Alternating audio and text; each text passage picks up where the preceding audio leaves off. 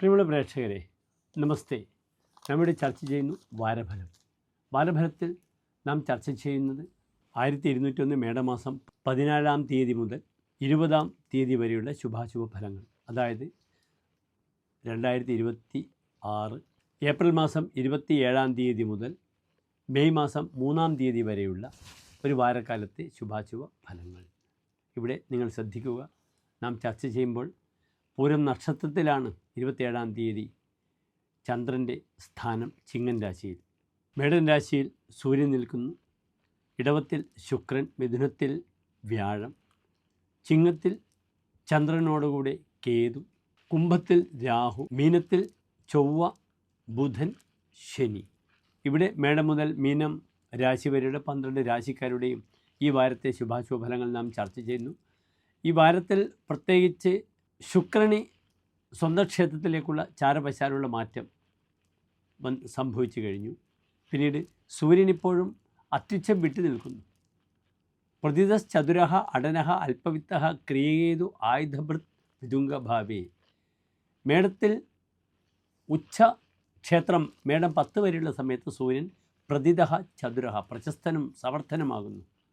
പിന്നീട് അങ്ങോട്ടുള്ള ദിനങ്ങളിൽ സൂര്യൻ്റെ ആ പ്രഭാവം അത്ര കണ്ട് ആചാര്യൻ വിശദീകരിച്ചിട്ടില്ല. വിതുംഗഭാവേ, ഉച്ചം ഭാവം കഴിഞ്ഞുള്ള സമയത്ത് മേടത്തിൽ നിൽക്കുന്ന സൂര്യൻ അടനഹ അല്പവിത്തഹ എന്നാണ് ഫലം പറഞ്ഞിരിക്കുന്നത്. സഞ്ചരിക്കുക, അല്പവിത്തഹ, ധനപരമായ വിഷയത്തിൽ പൂർണ്ണത ലഭിക്കാത്തൊരവസ്ഥ, ഇതൊക്കെയാണ് പറഞ്ഞിട്ടുള്ളത്.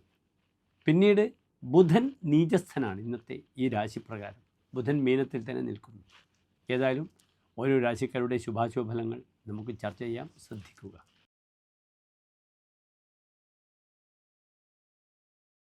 ഉത്രം നക്ഷത്രത്തിൻ്റെ അവസാനത്തെ 15 നാഴിക, അത്തം ചിത്ര നക്ഷത്രത്തിൻ്റെ ആദ്യത്തെ 30 നാഴിക വരുന്ന 2.25 നക്ഷത്ര സമൂഹം. ഇവിടെ കന്നി രാശിക്കാർക്ക് രാശിയിൽ ഗ്രഹങ്ങളില്ല. 6-ാം ഭാവത്തിൽ രാഹു, 7-ാം ഭാവത്തിൽ ചൊവ്വ, ബുധൻ, ശനി, അഷ്ടമത്തിൽ സൂര്യൻ, 9-ാം ഭാവത്തിൽ ശുക്രൻ, 10-ാം ഭാവത്തിൽ വ്യാഴം, 12-ാം ഭാവത്തിൽ ചന്ദ്രൻ, കേതു. ശത്രുസംബന്ധമായ ധാരാളം ബുദ്ധിമുട്ടുകൾ ഉണ്ടാവും. പലപ്പോഴും എടുത്തുചാടി വിദേശത്തുള്ള ചില സ്ത്രീ സൗഹൃദങ്ങൾ വരിക, ഫാമിലി ലൈഫിനെ പറ്റി അധികം ചിന്തിക്കാതിരിക്കുക, അതിലൂടെ വലിയ ക്ലേശങ്ങളുണ്ടാവും. കാരണം 7-ാം ഭാവത്തിൽ 3 ഗ്രഹങ്ങളാണ്. പലപ്പോഴും അഷ്ടമാധിപനായ ഗ്രഹവും 6-ാം ഭാവാധിപനായ ഗ്രഹവും ലഗ്നാധിപനായ ബുധൻ നീചസ്ഥനുമായി നിൽക്കുന്നു 7-ാം ഭാവത്തിൽ. 7-ാം ഭാവത്തിൽ കൂടുതൽ ഗ്രഹങ്ങൾ ഉണ്ടാവുന്നത് നല്ലതല്ല. മലയാളത്തിലൊരു ചൊല്ലുണ്ട്, 7 ഗ്രഹങ്ങൾ പെരുത്തിയിടിൽ ഭാര്യമാർ പലരായി വരും. കൂടുതൽ ഗ്രഹങ്ങൾ 7 കൂടുതൽ സ്ത്രീകളുമായുള്ള ബന്ധം, ഒന്നിൽ കൂടുതൽ സ്ത്രീകൾ അല്ലെ ഭാര്യമാരുണ്ടാകുന്ന അവസരങ്ങളൊക്കെ വരാം. ഇവിടെ 8-ാം ഭാവത്തിൽ സൂര്യൻ നിൽക്കുന്നത് അത് അടിവരയിട്ട് പറയുന്നു. ക്രിയാലംബടസ്ഥ അഷ്ടമേക അഷ്ടഭാഗി വിദേശീയ ധാരാൻ ഭജത് ബാപ്യ വസ്തു. താൻ ആഗ്രഹിക്കാൻ പാടില്ലാത്തത് ആഗ്രഹിക്കുക, ദേശം വിട്ട സ്ത്രീകളുമായിട്ട് സൗഹൃദങ്ങൾ ഉണ്ടാവുക, എടുത്തു ചാടുക. പലപ്പോഴും തന്നെ പൊസിഷൻ നോക്കാതെ എടുത്തു ചാടി ബുദ്ധിമുട്ടുകൾ വരും. ശത്രുക്കൾ ധാരാളം വരുന്ന സമയമാണ്. 7-ാം ഭാവത്തിൽ ചൊവ്വയും ശനിയും ഉണ്ടാകുമ്പോൾ പ്രത്യേകിച്ച് ഫലം പറഞ്ഞത് ഏതാകുന്നു? സ്ത്രീവിർഗത പരിഭവം, സ്ത്രീകൾക്ക് പരിഭവം കൊടുക്കും. അതിനാൽ അനാവശ്യമായ സ്ത്രീ വിഷയത്തിലൊക്കെ എടുത്തു ചാടിയാൽ തനിക്ക് മാനഹാനി വരും, തനിക്ക് ബുദ്ധിമുട്ടുകൾ വരും. സമൂഹത്തിൽ താൻ അപകീർത്തി തനിക്ക് സംഭവിക്കുന്ന വാരമാണ്. ധന വിഷയം നല്ലതാണ്. 9-ാം ഭാവത്തിൽ ധനാധിപൻ ശക്തനായി സ്വന്തം ക്ഷേത്രത്തിൽ നിൽക്കുന്നുണ്ട്. സാമ്പത്തികമായ സ്രോതസ്സ് നല്ലതാണ്.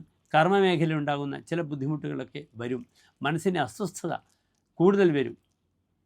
10-ാം ഭാവത്തിൽ വ്യാഴം നിൽക്കുമ്പോൾ ജോലി വിഷയത്തിലൊക്കെ അസ്വസ്ഥതകൾ വരും. കാരണം ഇവിടെ കർമ്മപതിയായ ബുധൻ നീചസ്ഥനാണ്.